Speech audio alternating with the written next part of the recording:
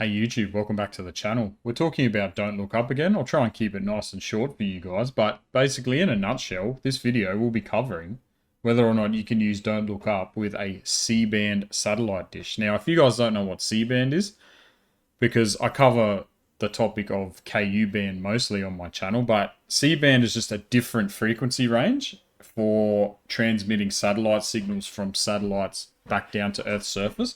And C-band operates in the frequency range of about 3.7 gigahertz to about 4.2 gigahertz. Now, C-band is kind of a dying thing in the modern day due to the 4G and 5G. Well, I don't think it's 4G actually. I think it's mainly 5G new radio, NR. One of the 5G frequency bands exists somewhere between 3.7 and 4.2. So, lucky for me, because the city where I live is actually quite low population and it's quite spread out. We only use 5G on the 700 megahertz band. So we use the exact same frequencies for 5G as we do for 4G. So we don't have any C-band interference. So absolutely perfect time for me to get into C-band actually. And I actually picked up this satellite dish. Now, in the industry, we call C-band dishes B.U.D acronym, sorry. Big ugly dish. You guys remember, like back in maybe the 80s and 90s and maybe like the 2000s and stuff, people would have those like huge like mesh satellite dishes on their roof and stuff like that. Well, that's C-band. C-band signals are much lower power and they're more spread out, so they can cover more portions of Earth's surface as opposed to KU band, which are very high gain focused and high powered beams that sort of only just cover like maybe, just cover Australia and nothing else, you know what I mean? Whereas C-band will probably do like Asia and Australia and all the Pacific all just in one beam kind of thing. So yeah, that's how that works.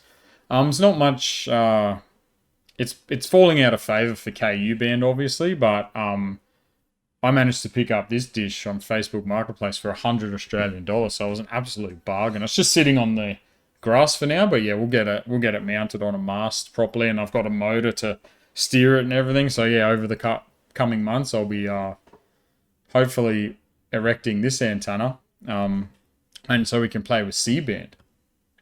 So, try and keep the video short. Sorry for rambling there for a bit, but when we are configuring EBS Pro for C-band, the main difference is we just, in this drop-down menu where you select your LNB type, you basically just choose C-band. Okay, that's all you have to do. I don't really need to show you RF scanning and blind scanning. Hey, we covered that numerous times in the previous Don't Look Up videos. So I've already done a blind scan on C-band here. And notice the frequency range. Frequency is different, right? So like typically KU band is 11,750 megahertz to about 12,750. 10,700 megahertz to about 12,750. So you can see the difference already in the frequency there. But everything else is pretty much the same, right? We target these ACM type transponders. Make sure they're dvb-s2. And make sure you've got like decent RF power, like strength of the signal essentially. So I'm going to be targeting this one right here. This one's actually got some pretty sensitive stuff, and I'll show you that a bit later on. So first things first, we need to disable PID filtering, right? And because we're just going to be receiving the raw data. So you can go down to in EBS Pro here. You can go down to this section here where it says control, and then we can just make sure that raw data handling is ticked there.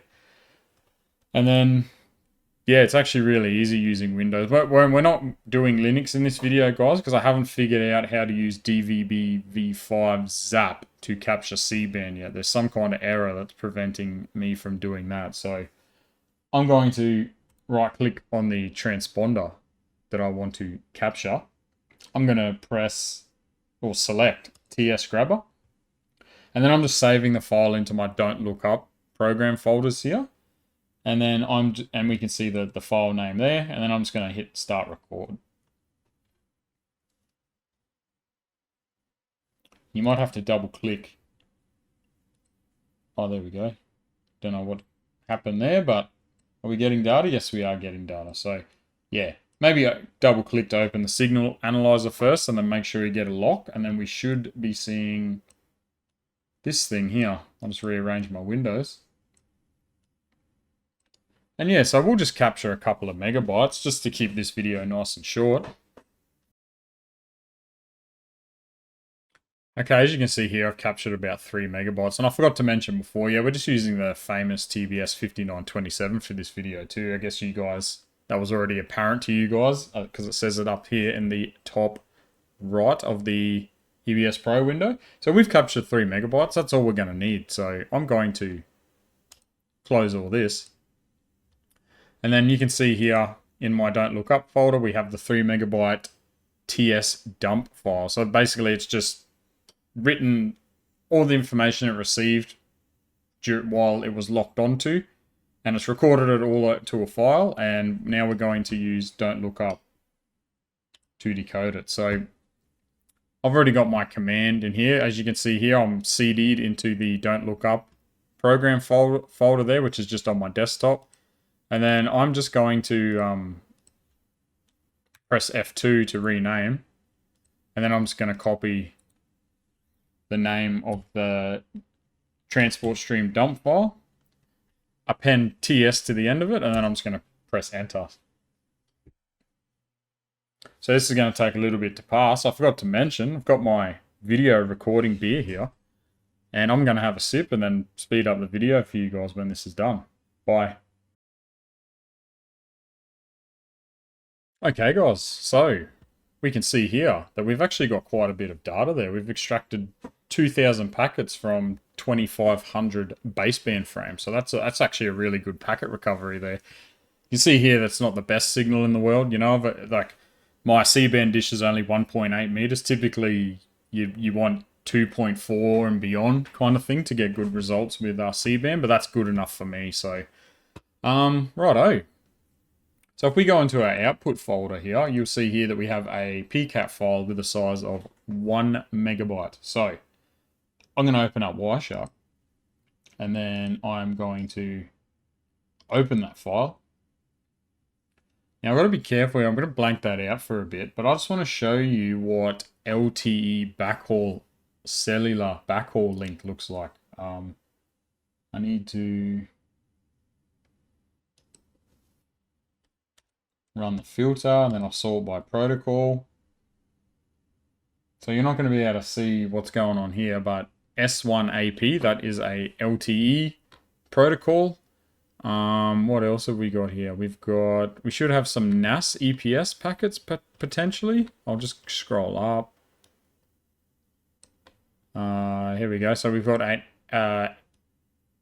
S1AP NAS EPS packet. So yeah, that's pretty sensitive stuff right there. And SCTP, that is another LTE protocol. So yeah, this is the potential kind of stuff that these satellites are leaking all over the Earth's surface. Oh yeah, we have GTP as well. GTP. That stands for GPRS tunneling protocol or something. I know GPRS is specifically a 2G term, but don't forget that like all these cellular generations are just like evolutions of the previous, you know what I mean? So there's still heaps of 2G core stuff still left in like 3G, 4G, and 5G. So a lot of the terminology remains the same. So yeah, that's all I've got for you guys today. So yeah, that's just a brief demonstration so you guys, if you have one of these big ugly dishes lying around, you might be able to use Don't Look Up and get started with decoding satellite TV transponders. So yeah, I'm going to go back to the drawing board now and try and get the Linux Don't Look Up data capturing side working. And then if I do get it working, I guess I'll do another video for you guys. So yeah, thanks for watching. Take it easy, and I'll see you in the next video. Bye.